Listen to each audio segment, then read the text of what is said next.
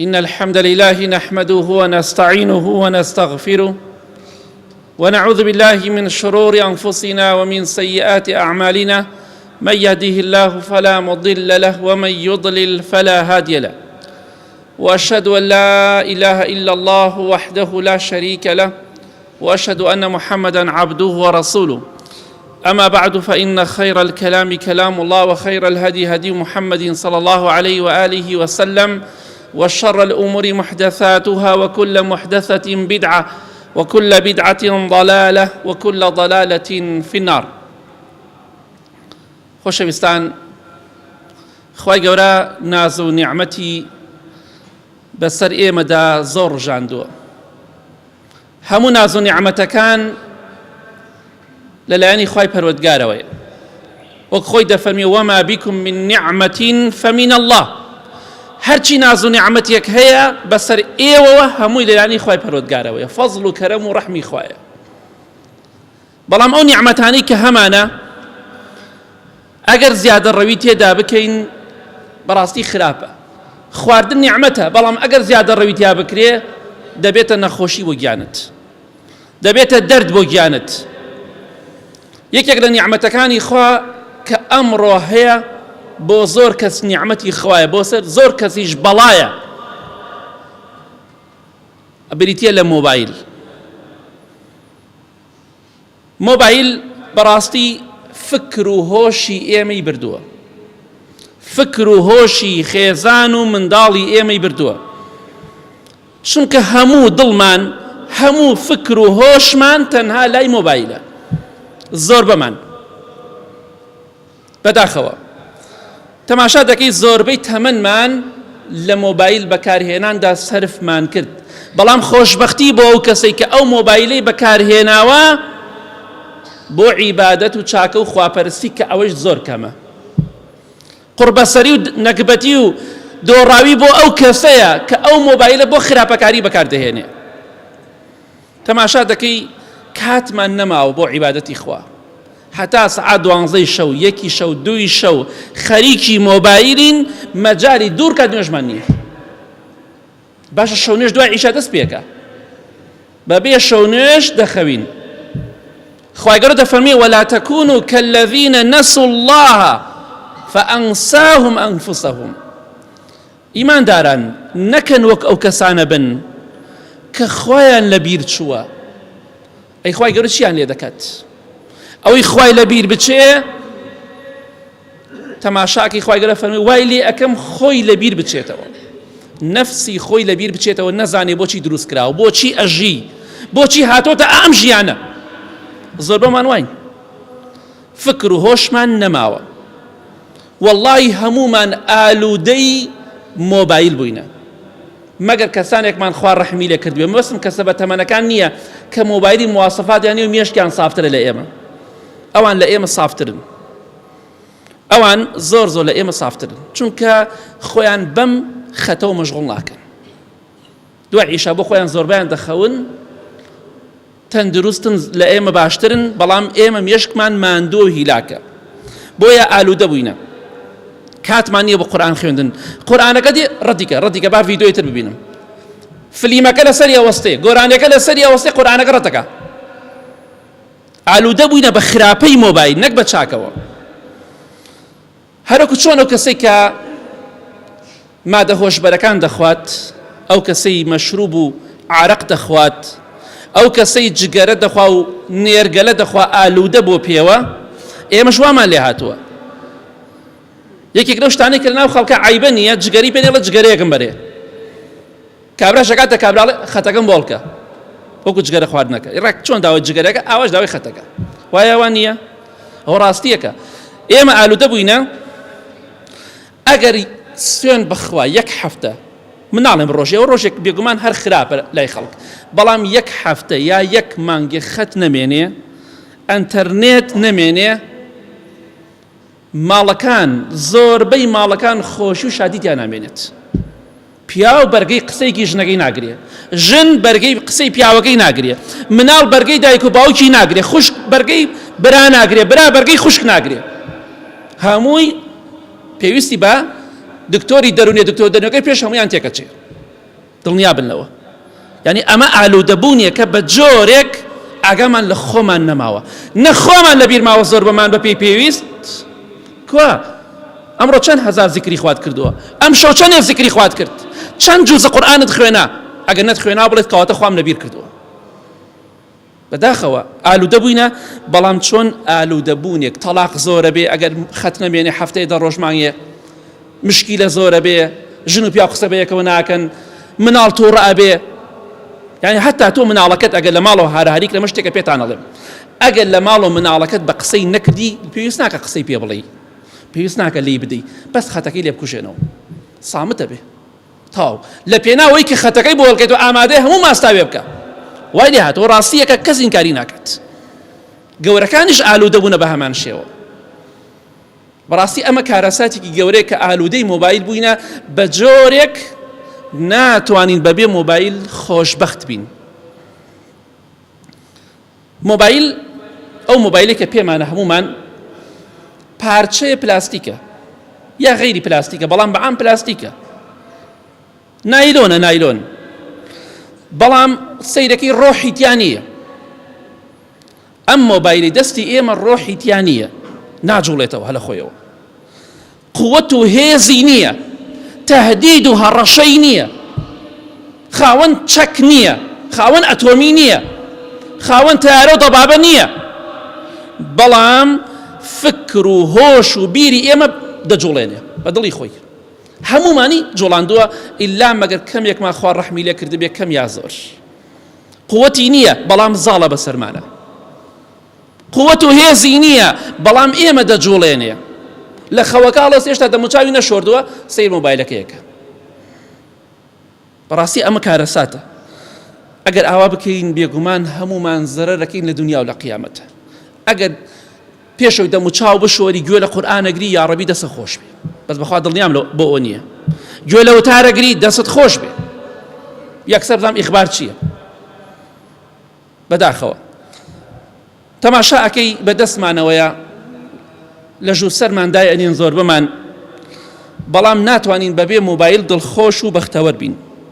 بەڵام وەک باسم کرد بە تەمەنەکان مێشکیان، خەویان، عیبادەتیان، زیکریان لە ئێمە باشترە ئەوانەی کە مۆبایلیان نییە.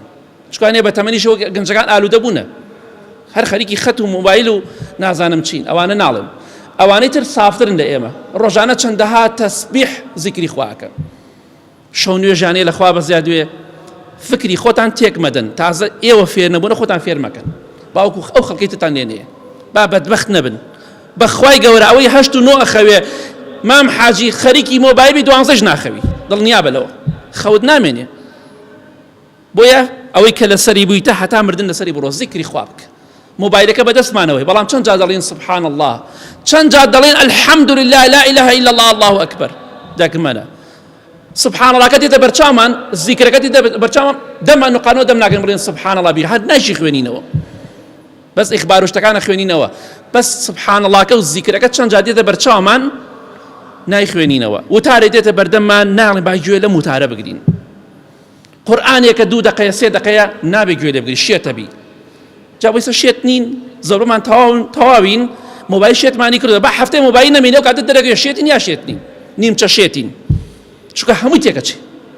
کەواتە ئێمە مۆبایلەکە ڕامانی کردووە، دەوا و دەرمانەکەمان مۆبایلەکەمان پێ نەمێنێ حاڵمان تێکەچێ. زۆربەمان ئەوە ڕاستیەکە، حەقیقەتێکە نابێ ئینکاری بکەین. سوێن بەخوا زۆربەی ئەو خەڵکە ڕۆقەی شەرعی بەو کە قورئانی بەسەرا بخوێن هەموو گیانی ئەجوڵێتەوە، چونکە ئەمەنە جن زاڵ بۆ بەسەریا، جنۆکە ئەمەنە زاڵ بۆ بەسەریا بە جۆرێک وەڵڵا تەحەمولی قورئان ناگا، چاوی دابخە و پاڵکەوێ. زۆربەمان تەحەمولی ناکەین، حەزەی تاقیکەرەوە، پاڵکەوە هیتفۆنێ بکە گوێت و گوێ لە قورئان بگرە و چاوت داخە، بزانم چەندێکمان تەحەمولیەکەین بە چارەک بە نیو سەعات گوێ لە قورئان بگرین. هەر کەسێکمان نەمانتوانیەوە تەندروست نین و تەواو نین، جن و شەیتان زاڵ بۆ بەسەرمانە.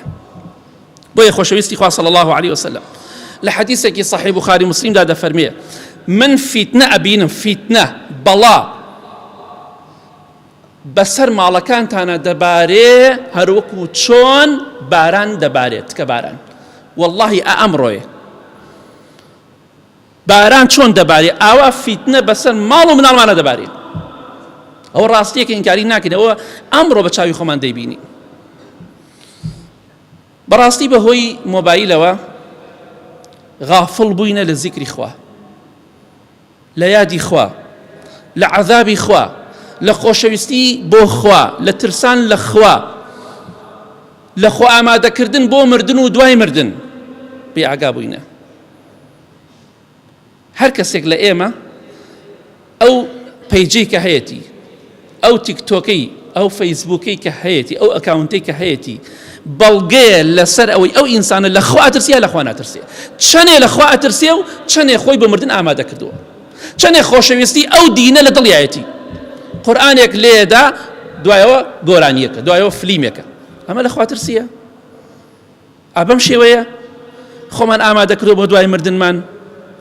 ڕۆژێ دێت مۆبایلەکەمان بەجێ دەهێڵین، بەخوای گەورە مۆبایلەکەمان لە گیرفانمان دەرەکەن، بەڵام ئیتر ئەو پەنجانەمان، چاومان، گوێمان، پێستمان، دەستمان، قاچمان، ئەمە هەمووی ئاەتی قورئان لەسەر هەمووی دێتە زمان، شایەتیمان لەسەر دەن یا شایەتیمان بۆ دەن. بۆیە ئەمڕۆ بزانە بۆچی بەکاری دەهێنیت، چونکە بەڕاستی کاتێک کە سەیری ئەکاونتی خەڵکی دەکەی دەزانی ئەو خەڵکە زۆربەی لە خوا ناترسی، زۆربەی لە مردن و لە قەبر و قیامەت ناترسی، زۆربەی خۆشەویستی دین لە دڵیان نییە، چونکە ئەوەی کە دایبەزاندووە بەڵگەیە لەسەرەوەی کە خەریکی چی، ئەوە ناونیشانی تۆیە، ناونیشانی تۆیە، پێناسەی تۆ ئەکات. هەر خەریکە ڕسم داگرتدا، هەر ئاواکە ئۆستی و ڕسمەگرێ بە هەموو لایەکە، ئەمە چی، ئەمە کە ئیشی تۆیە؟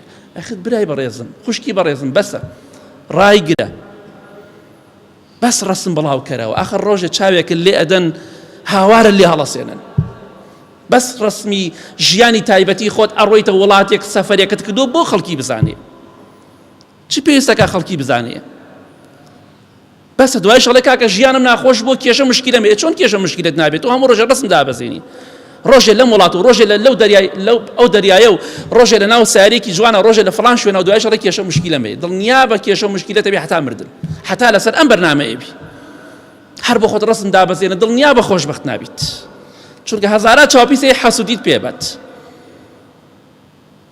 کەواتە ئاگاداری خۆمان بین. پێغەمبەری خوا صلی الله علیه وسلم لە حەدیثێکی صحیح مسلم داهاتۆ دەفەرمێ جاری وا هەیە چەند چرکەیەک ساتێکی کەم بێئاگایە دێ بەسەر دڵما، بێئاگاییەک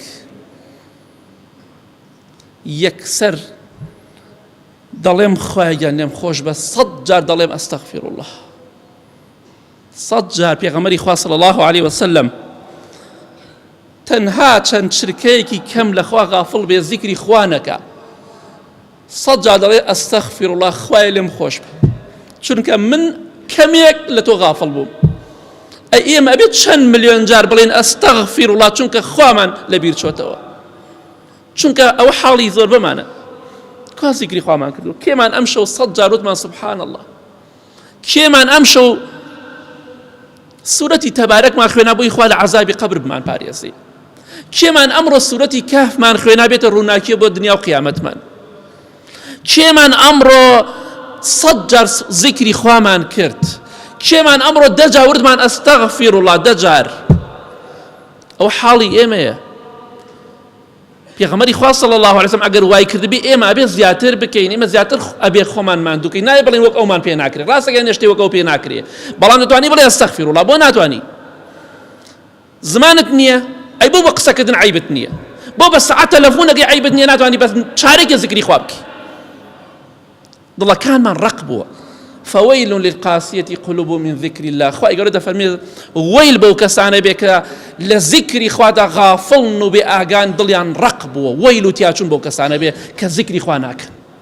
اگه توش رجانا ذكر خوات نكرت هند جار ام موبايل داننا وعرزك برو غرفك وبخط قرآن بخير نقول قرآن بقرا يا بي يقول قرآن اقرا تشارك نيو ساعات رجانا جزء قرآن بخير رجانا قرآن دزانيت ام موبايل تاو نبيك بحرك وايا أبي خند جات تو وازي لبيني تو طلاقي دي تو لي جابي تو إهمالي كي أجينا أو وازلتو نايني تو أتواني وازي لبيني بلام الظالم بسر فكر هوش معنا بداخوا. يا ربي خواه لقناها كمان خوش بي، لقناهي دايكو باوكم مردو كان من خوش بي، يا خواه جان لفتني موبايل مان باريزي يا رب العالمين. آمين آمين آمين.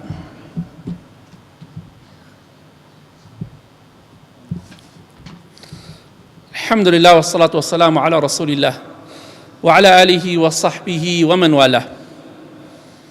بداخل بوهي موبايل كالروحي تيانية وفرماني شينية بسر إيمدا بلاستيكيكا تماشاكي شر فتنة زور بوا گوناه تاوان زور بوا والله أوتيم سرزوية هي بقت أم 15 ساڵە گوناه و تاوان باوەڕانم کرابێت ئەوەتی تقریبا هەتا 2013 هەموو کەسێک موبایلی پێ نەبوو با بڵێن 15 ساڵە ئەم خەتە کە پەیا بوو بە تایبەتی ئەم خەتە موبایل هەر فیتنە بوو بەڵام خەتەکە فیتنەکە و ئاژاوەکەی هەزار قات زیاد کرد فیتنە زۆر بووە کێشە زۆر بووە شەڕ و ئاژاوە زۆر بووە سیقە نەماوە لای زۆربەی خەڵکی ئەمانەت نەماوە خیانەت زۆر بووە فڕوفێڵ زۆر بووە چونکە پێغەمبەری خوا صلى الله عليه وسلم لحديثك صحيح دادا فرمي صحيح بخاري مسلم أفرمي وايلي دي لبيش قيامت فلا يكاد أحد يؤدي الأمانة حتى يقال إن في بني فلان رجلا أمينا وايلي دي سيقة نامينة خلقي باش نامينة حتى أعلن لفلان بن مالا فلان عشرت پیاوێکی سیقەیتیایە یەک نەفەر بڕۆ بازاڕەکان بە دوای کەسێکی سیقا گەڕی بڕۆ مەیانەکە بۆ حیوانێ بکڕی ئەبێ بە دوای کەسێکی سیقا بگەڕی بڕۆ بۆ حەی سەناعە ئەبێ بە دوای کەسێکی سیقا بگەڕی بە دوای هەزار ئافرەتەیە ئافرەتێکە دەست ناکەوێ بکەیتە خێزانی خۆت خۆ ئافرەت زۆرە بۆ هەموو گەنجەکان بەڵام ئەوەی کە ئەتەوێت دەست ناکەوێ زۆر جار بە هەمان شێوە یانی سەیرێکی کۆمەڵێک ئاژاوە و کێشە و فیتنە دروست بووە ئەتەوێ فڵان کەس بینی سەیەکی لەگەڵ چەندەها کەسا پەیوەندی هەیە کابراڵێ پەیوەندی ئەوە عید بە منەوە نابێت کەس ماریکەت ئەی خوایە من چی بکەم ئەمە کارەساتەکەیە بەڕاستی کارەساتە ئەمەیە ئەوە پێغەمبەری خوا فەرمیە صلی الله علیه و سلم دەڵێنە فڵان بنە ماڵە کەسێکی سیقە هەیە لە فڵان عەشرەتە بەخوا ئەمڕۆ خەریکە وای لێ دێ وردە وردە خەریکە ئەوەش نامێنێت بەداخەوە چی کەسێک لە ئێمە ئەو کەسەڵی وانیە من ئەڵێم وایە چی کەسێک لە ئێوە ئامادەیە مۆبایلەکەی بدا بەدەست کەسێک و 2 سەعات لای بێ بە کەیفی خۆی سەیرا مۆبایلەکەی بکە چێتان ئامادەن 3 سەعات 4 سەعات سەعاتێ مۆبایلەکەتان بدەنە خێزانتان بیدا بە ئێوە بیدەن بە برادەرەکانتان بەبێ ڕەمز بیدەن بەدەست خەڵکەوە وەڵڵاهی هەتا ئەم دەقەیە من حتى أم دقيقة موبايلكم رمزي لسرنية حتى يصير رمز رسم موبايل ناو أول شيء الرمز دانية دوه كاره زيادة دوه كاري سريكية يا جندلا بوي الرمز دانية يا هندي اشتي تايبتي حزناك خل بيزاني جندلنية لم دوش تقدر ناتشي جاتها كسر ليه ما زاني كامانة من عالم رمز حرام دواي بختيان بونا كان هني كس علم هندي كس داي أن يتشون كموبايلك بكل شيء وناي خل سيريك موبایلەکەی بشکێ خەمی لێ دێ ئەی خوای بی مەلایکێ چاکەم بەخوا بەکەڵکەوە نایوەستا بیبینێ بەکەڵک وەستا نایە بەکەڵک لای وەستا نایە بەداخەوە بۆی کێمان ئامادەین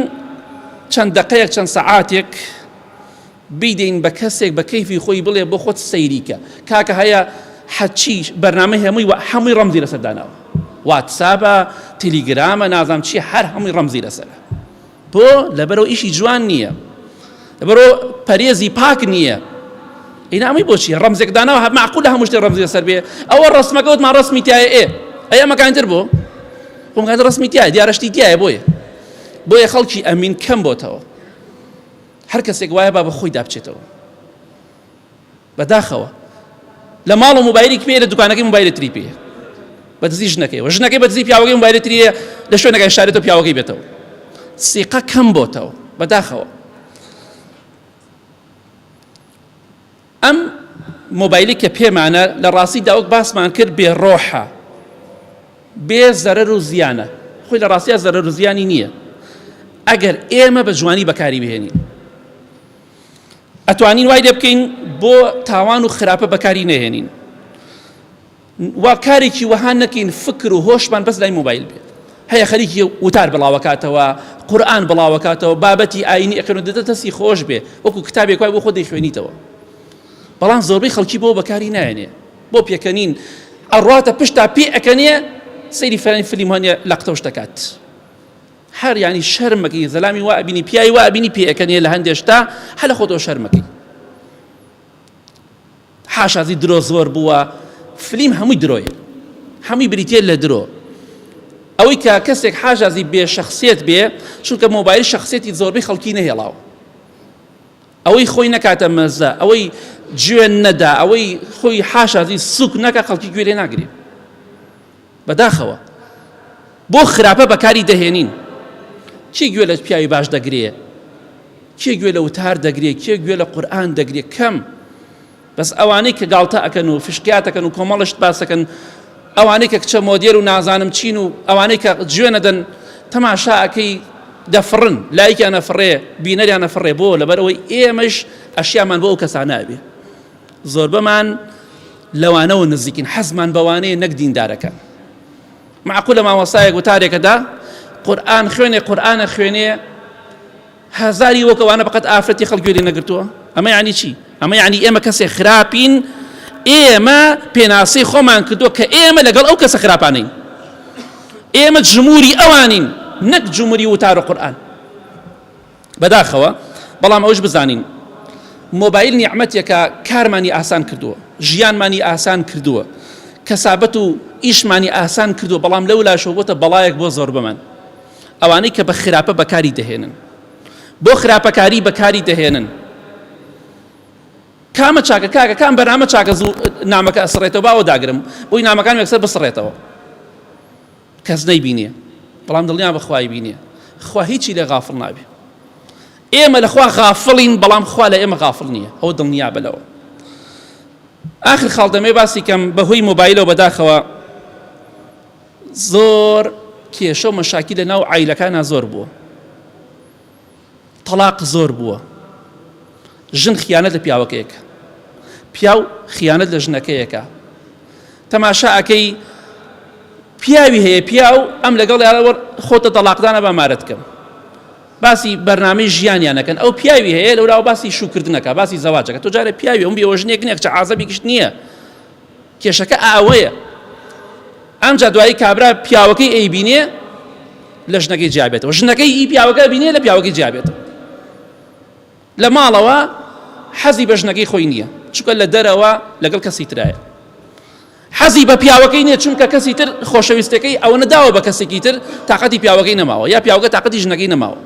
ئەمە واقعی و ڕاستیە. خواخوایەتی ژنەکەی بڕاتەوە، خواخوایەتی پیاوەکەی بمرێ تەلاقیدا. ئەمە کارەساتی ئەمڕۆی بەهۆی مۆبایلەوە ئەم شتانە زۆر بووە. ئەوەی کە هەتە لە ژنی هەیە قەنەعەتی بە ژنەکەی خۆی نەماوە، قەینا هەیە ژن هەیە خراپە یا پیاو هەیە خراپە، بەڵام هەیە عیبیتیانێ لە پیاوەکەم دەرەجەیەکە ژنەکەم دەرەجەیەکە، بەڵام حەزم پێی نییە. لەبەرچی لەبەرەوە دڵی لە شوێنێکی ترە، دڵی لای پیاوێکی ترە، دڵی لای ژنێکی ترە. تەماشاکەی هەندی ئافرەتی هەیە، چەندەها ئافرەتی لانە گوێشیان لە من بێ دوایی ئەڵێ وەڵڵاهی ئەو مۆبایلەی بەدەست پیاوەکەمەوەیە و ئەزانم هەوێمە، وەکو هەوێ سەیرێکم، ئەوە نەڕقم لێیەتی. لەبەرچی لەبەرەوە ئەم پیاوە ئاگای لە ژن و مناڵەکەی نەماوە، خێزانیشت پێویستی بە تۆیە. هەندێک جار مۆبایلە خەتەکە بکوژێنەوە، مناڵەکان کۆ بکەوتەوە قسە بکەن، ژن لە غورفەیەکە، پیاو لە غورفەیەکە، مناڵ لە هەرێکی لە غورفەیەکە. عائیلە خێزان هەمووی لە یەک ترازاوە. تەماشا ئەکەی هەمووی خەریکی مۆبایلە، کەس ئاگای لە خۆی لەسەر نانەکە ڕاکە مۆبایلەکەی هەڵەگرێت یەکسەر پەلاماری مۆبایلەکەیدا، لەسەر نان خواردنەکە خەریکی مۆبایل و فلیمە و سەیری نانیشە خوا تەماشای فلیمیشەکات. ئەمە کارەساتکەیە. ئەمڕۆ مێشکمان ئێمە تێک چووە. ئەگەر کەسێکی شەڵێ وانە ئەو کاتێک خەتەکەت با نەمێنێ هەفتەیە، ئەو کاتێ پێت ئەڵێم وایە ئەزانی من ڕاستەکەم یا ڕاست ناکەم. ئەو کاتە دەرەکەوێت دەرناکەوێت کە مۆبایلەکەت پێ خەت پێ عیبنێ صافی، بەس کە خەتەکەت نەما ئەو کاتە دەرەکەوێت مێشکمان تەواوە یا تەواو نییە. بزانە چیمان بەسەرا دیە، بزانە مەشاکیل زۆرە بێ، بزانە هیچ کەسێ بەرگی هیچ کەسێگرێ و کاتە مەگە کەسانێک کە ئالوودە نەبوون، وەی ئالوودە نەبوو بێ سافە بۆ خۆی. بۆیە ئیشەڵا لە کۆتاییدا دەڵێم ئاگامان لێبێت لە خۆمان بێ، با کاتێکمان هەبێ خۆمان و خێزان و مناڵەکانمان کۆبینەوە، قسەی خۆش بکەین، مۆبایلەکانمان ڕۆڵەگیان کوێر بوون، مۆبایلەکانتان دانێن، سەعاتێ 2 سەعات داینێن، بیکوژێنەوە. تۆ دەسەڵاتی چیتەیە؟ پێیان بڵێ نابی ئێمە هەر خەریکی مۆبایل بین، چاومان لە دەستە دەین.